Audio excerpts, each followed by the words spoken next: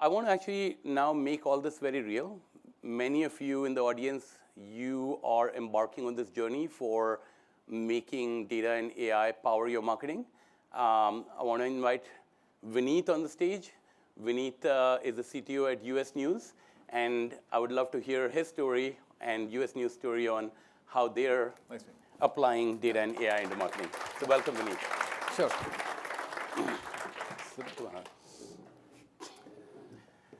So first of all, Vineet, I think many people in the audience, I suspect, think of US News or know of US News in the context of the college rankings. But I know that you guys are a much broader business than that. So maybe just tell everyone sort of what is US News and what's the core business? So yes, we are very well known for the college rankings, but at the end of it, we are a consumer information company. So our other businesses are in the healthcare, in the personal finance, and travel, real estate, and in the product recommendations also. So approximately 40 to 45 million consumers comes to our site every month, and we help them make informed decisions through data insights, providing rankings, ratings, reviews, and then also we help them connect with the right providers and the partners. In the process, we have built our own marketplaces also. So we have a marketplace for college advisors. We have a marketplace. We are building a marketplace for insurance, and we have a marketplace for booking the cruises and trips also. So I'll say more of a consumer information and the marketplace company. That's what US News is. And that's a whole, a lot of transition has happened over the period of time for the US News. Fantastic. And as you talk about all these different categories that US News provides information in, tell us a little bit about your role as a CTO. Kind of what does your role encompass? Who are your own internal customers, and how do you kind of think about those internal customers eventually influencing the external and consumer experience? Sure. So in my role as a CTO, I am responsible for all the product engineering, data management, data science. I'm also responsible for product design, as well as the tech operations, which include typical IT operations and help desk sort of a stuff, and cybersecurity. So we'll probably talk about data privacy and security is a big thing these days. One of my main customers are over here, our marketing team folks, and we work very closely with our marketing folks to build the platforms and the tools for the MarTech stack that US News has. And then we have, our other customers are obviously in the finance area, internal customers I'm talking about, editorial folks. As far as the marketing people are concerned, we have a very good marketing MarTech stack, including the Blue Shift CDP, and that's what we use for personalization and for various other things that we use marketing for our consumers. That's great. So you touched on this idea of a CDP. To some extent, you guys use Blue Shift as a CDP as well as an engagement/automation platform. Yeah. So talk to me a little bit about sort of how you thought about the evolution of your stack to get there. Many people in the audience are probably thinking about architecting their own MarTech stack. Yeah. They've heard a lot of stuff about data warehouses, for example, on the one side, which are on the data side. They've heard about CDPs. They've heard about marketing automation systems. How should brands and how should companies think about sort of organizing their stack, and where have you found real value? Sure. You're very right. First, we started with our own data warehouse, and we said we will build the whole CDP sort of functionality within the data warehouse. When I came into US News, one of the first things I did was building this data warehouse. And what we did with the data warehouse was collecting all the first-party data for our consumers, whether analytics, advertising, anything you can think about, registration, all we brought it together in the data warehouse. But a typical purpose of a data warehouse is the historical analysis of the data, reports, and what we felt the gap was we were not doing the real-time analysis of the consumer data. So that's where we brought in the CDP, Blue Shift. And what we did was we integrated our data warehouse data with the real-time data that Blue Shift is connecting for the user engagement on our site, as well as through the various other sources, and started creating the unique profiles of our consumers. And in the real time, we started engaging with them, whether on-site or through other channels. So that's where where I saw a lot of benefit. Another thing I found very helpful was the connectors that come with the CDP, whether for ingesting the data, third party from various sources, as well as for activating the data that you have collected in the CDP in various areas. Other area which was very useful for our company is the data democratization. I wanted to have it in place. So typically in data warehouse, when some internal user has to play with the data or use the data, they are reliant on the technology team. They come to the technology team, they say, okay, build us a report, build us a dashboard or something like that. But once you have all this data integrated within the CDP, there is so much functionality available in there that you don't need engineers to go and customize something for you. So data democratization was a very important function, which I realized that's not what we started it from. Right. By working with the CDP, that it's very, very helpful for the marketers. Fascinating. So I think this data democratization, this idea that you don't have to write technical queries, they can be, you can touch and feel the data in non-technical ways. Yeah. That seems to be the key to kind of unlocking for marketers. Absolutely. Yes. Very interesting. Yeah. So I want to go back to some things you said before. I think two things. So one, I think when you were describing your business, you talked about all the different categories that you are in and the nature of information that you provide. And second, when you talked about your data warehouse, you talked about sort of collecting data from different sources. So really, both of these are touching on this idea that your customer journey probably might start with one category and then might expand over time. Absolutely. And a lot of times, customers probably understand your brand from maybe one end and then experience the whole brand. So in some ways, I want to kind of hear your thoughts on how you think about mapping this customer journey onto your technology stack. When you thought about the data warehouse efforts, what kind of data, customer journey data were you collecting? And then how do you want to influence the customer journey in terms of like broadening the customer's scope over time? Sure. So the way we collect the customer data, or the first part, we are very much into the first party data. That has been a big push for us, especially with the going away of the cookies, as you were talking about. So we collect first, customer data when they are engaging on our site through the analytic, and an anonymous user can come in and engage on our site. We also collect the customer data if they are registering on our site, or they are signing up for the newsletters, or they are filling in the lead gen forms, or they are interacting with the chat bot. So all this data we collect and then bring it together in our data warehouse and the CDP, which are integrated, and create the unique profile of the customer. Now, for us, the way we want to do it is, as you said, let's say somebody came in and is looking for to buy a house or looking for a real estate. So we want to also, once they have got all that information, we want to cross-sell insurance to them. Or if somebody is looking for something in the healthcare, or let's say education, if there is a student looking on the college rankings, we want to present them with the education loans information right there, or the credit card information right there. So that is where we are. First thing, we are not fully done on that side. So as of now, what we are doing is primarily we are mapping the customer journey for the lead gen purposes. So a person came, left our site. We retarget that person across various channels, including the Google and all that, with the help of the CDP.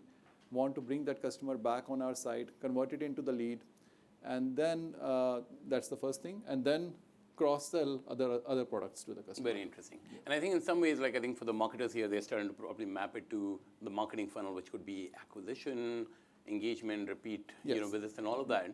But it sounds like it spans all of those steps, right? So in some ways, you're getting the first visitor, you're trying to even capture PII or first-party data about them, but that's not quite a converted customer yet. It's just like something about them, but you're tracking the full funnel across to a full conversion, which could be happening on a third-party site, which is kind of interesting. So maybe let's spend a little bit of time on sort of that third-party site conversion, and then how do you feed that data back? And then how do you kind of expose the same customer into other categories at US News? Yeah, so the third-party conversion is we bring all our, all our first party data is in the CDP. And then we also have, we take all the data. We also see and push it through the email marketing to these users. That is our channels. Right.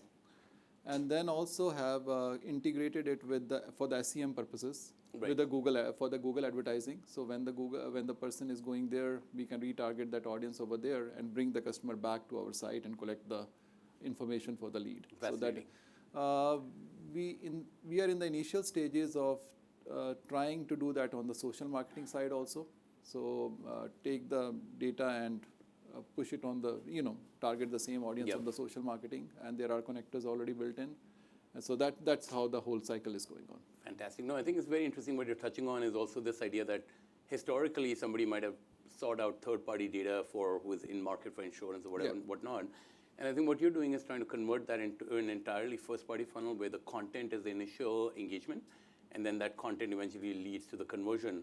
So this idea of like taking customer data, but also marrying that content and creating a lot of content depth is kind of key. Yeah. So we were primarily the upper funnel company. Right. And then we are trying to hold, You're doing the full funnel, right? Yeah, and I think that's interesting. I think in the last engage, we talked about this idea of a flywheel and how do you kind of start with one personalized interaction, and then that gets you more data, and then the more data you use for more personalization and drives conversion. So that looks like you guys are at least more than halfway through implementing some of those things, which is very, very exciting. So now I want to talk about, I think you touched on this idea of like sending email as an own channel or SMS and those kind of things, as well as paid channels. So let's talk about the own channel for a second. Historically, I think my understanding is you guys had like a marketing automation system or ESP, which was standalone on its own thing. And now in some ways with Blue Shift, what you're trying to do is like kind of have the CDP functionality and the automation, engagement, email, all of that functionality in one platform. So why is that approach working for you, or why do you recommend that approach versus other approaches? Well, it's much more integrated platform. One of the things I find very helpful in there is the customer segmentation. I mean, you can always do it through the integration with the other third party, but with having it all within the same platform is very helpful. That you have these users coming in, you segment it, and then you target those audience using the same system for the email. Another one we are playing with is the predictive analytics, which I think is very powerful. Using the AI. So we want to use it for a couple of purposes. One is the propensity to convert. So that's something I'm looking into, how we can use, how we can leverage it that for our lead gen business. And second thing is on the churn analysis, that if who do we think we can lose, and how we can again remarket, re-engage with that user or the customer across various channels. So having it all integrated in one platform, the marketing automation as well as the CDP is really, really helpful. Very interesting. It brings down, it makes the operations much easier.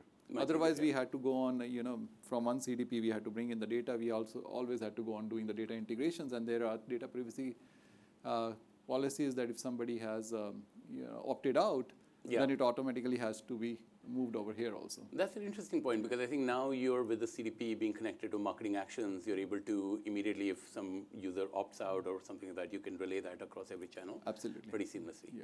That's fascinating. Now let's talk a little bit about, I think like you touched on the predictive aspects that you're still working on and exploring in some form. But I think I also want to talk about all the work you've done on content, and I think we touched on the idea of like customer AI and content AI.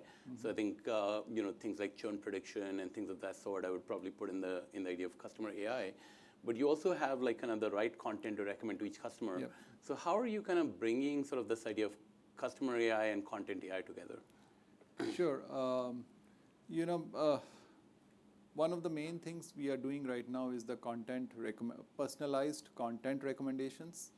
So somebody who is coming on our site, using the Blue Shift, we are able to show the recommended articles to the person based on various criteria, based on the person's activity or based on the person's profile and so forth. Basically, everything is collected in the profile, and then we use those scores to show the content. Another thing we are building is the products. So somebody has looked at a certain school, We want to show what are the other schools which are similar to that school, or take it to any XYZ where somebody has looked at Honda Accord. What other cars we can show it there? Somebody is looking at certain places to visit. What are the other places that person may be? So the content recommendation, the personalized content recommendation, personalized product recommendations is a big thing we are pushing very for. Cool. Yeah. Very, very cool. And I think that's where a lot of the stuff we talked about earlier about using Gen AI, deep understanding of the content using LLMs, for example, which is something we are releasing now. And coupled with the classic kind of customer AI, I think can make it much more powerful. Yeah. I think you also are even outside of Blueshift, just broadly in your business, you're using AI a lot. Yeah. So maybe for the audience, would be good to just talk about all the areas where you're investing in AI. Yeah. So generative AI is a big thing. One of the first things that we rolled out was when a user comes to our site, they're doing a search, and it was a typical search. You put in some keyword or a phrase, and then you will get a link of the search results. You will get a search results page with the links in there.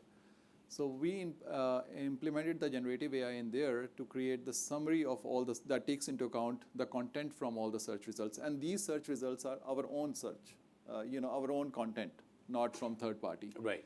So a user comes in there, does some search.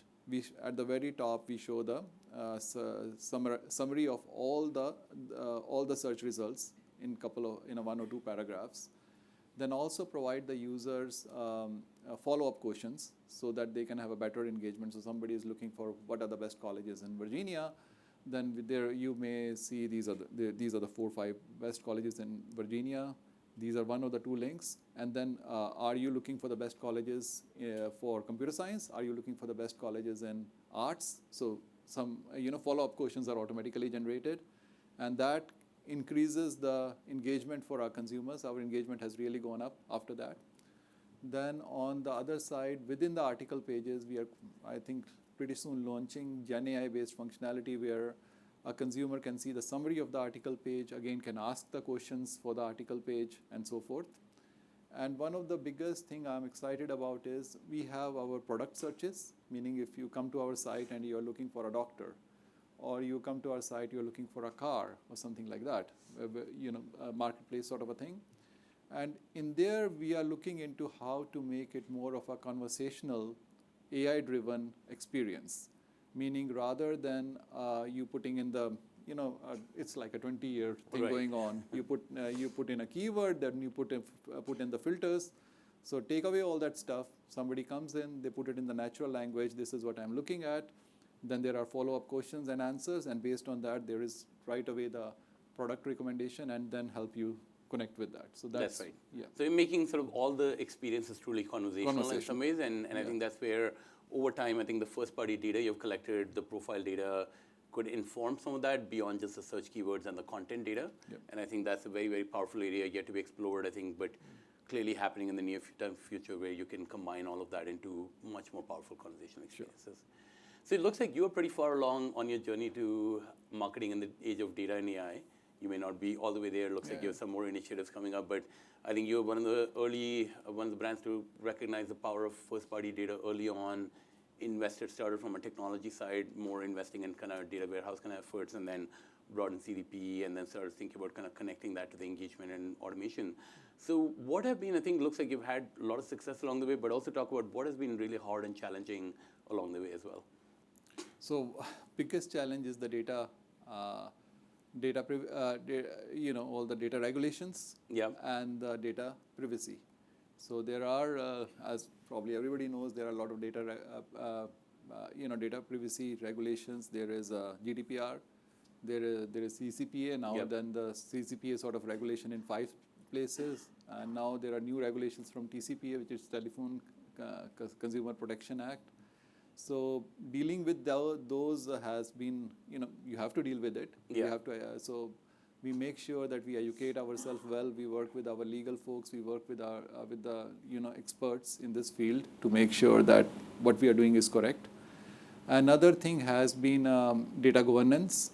When you're doing all these sort of things, you have to make sure right data access controls are in place. The data quality is good. and which means that the data is complete, it is correct. And then also you have to understand what parts of your data are sensitive data. Yep. And what sort of systems and processes you have to be in place so that only the right people have access to it. And you encrypt it while storage, or you encrypt it while transition, and so forth things. Very interesting. Yeah. And then on this journey, you also clearly collaborated with marketing teams. Yeah. So talk to us about sort of the, how that collaboration is working, and also what were some of the challenges in making sure, there's mutual trust between both the teams. And then you talked a lot about data democratization, so that really means empowering the marketers to run fast. So how did you get to that point where the marketers are saying, great, this is awesome, this technology actually helps me kind of run fast and makes me somewhat independent of tech in some ways, like kind of they're dependent on their technology teams to build the initial infrastructure, but once it's built, you want them to be independent. So how did that partnership kind of come together? What are some lessons you've learned over time? Yeah, two of our guys are here, Sam and Kat. Yep. So they are from our marketing team. Great. And the way we work is we collaborate to come up with the strategy. Yeah. What do we want to implement? One of the things that Kat is working on is the stuff on the ESP side, yeah. bringing it within the Blue Shift. So we collaborate with our marketing team, then to come up with the strategy. Then based on that, we come up with the roadmap and plans. And during the implementation, there is a good communication. There is an open communication. We keep them abreast, and they keep us abreast of the progress. And after the after the project is done, we make sure that there is a proper training in place if there is a lot of technical aspects are involved in there. And some of our very successful initiatives have been implementation of the Blue Shift CDP, email marketing, retargeting of audience across multiple channels. Great. So that's how we work with our marketing folks. Fantastic. No, this is great. I think there are a lot of insights for the audience here. Many of you are embarking on this journey and maybe at different stages. Maybe we could take one audience question for Vineet. Sure. Anyone wants to kind of ask him about his experiences along this journey and learn from them?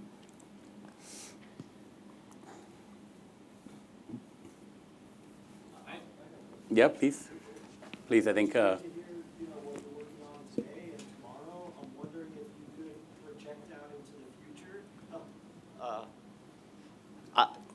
It's great to hear about what you're working on today and tomorrow. I'm wondering if you could project out into the future a little bit more and maybe give us a projection of, what you see 3 or 5 years from now, and maybe your ideal vision for how things will operate at that time.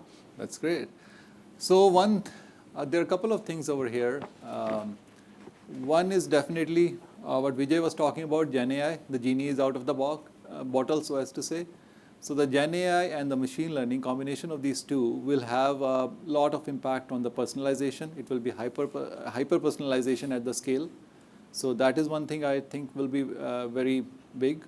Another thing is the operational, there will be impact on the operational aspects. For example, content creation, curation, as well as distribution. All three of these things will be highly impacted. More and more machines will come into play in there. Then again, Vijay had talked about this. I think the voice as well as the conversational interfaces will become much more prevalent. So the early way of doing the search across the web, it's going to be a big shift. Maybe more towards the voice-based search, maybe more towards the conversational-based search, which we are already looking into. If you look at the Google, they're coming up with the generative search experiences. Another thing I feel is, especially for the publishing and the media companies or the consumer companies, is the AR and the VR. So that will be more adopted across this industry to have better immersive experiences for the consumers. So you can feel sort of in the virtual world what it will be like. And then, and 5G technology is already out. So as the 5G technology matures, more and more networks come onto that. There will be more broadcasting, more video. So it will have a big impact on the mobile devices. So it will have a big impact on the media and the publishing companies. So that's what I think. Fantastic, great insights. There was one other question from here, gentleman here. Yep, go for it.